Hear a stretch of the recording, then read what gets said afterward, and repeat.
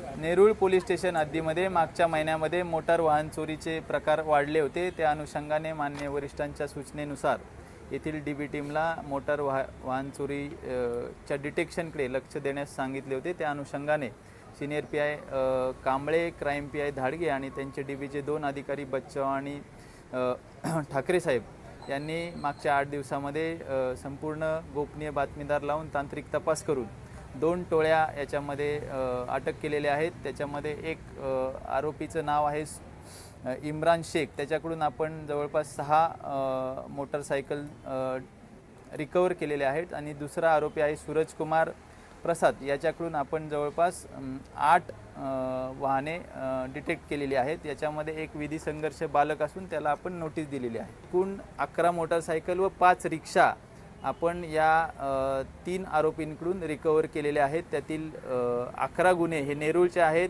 2 गुन्हे कामोट्याचे आहेत व खारघर, कळंबोली आणि तळोजाचा प्रत्येकी 1 गुन्हा आहे। याच्यामधले जो इम्रान शेख आहे तो वाशीमध्ये राहणारा आहे, कोपरी गावाचा, आणि दुसरा सूरजकुमार प्रसाद जो आहे तो खारघर येथील राहणारा।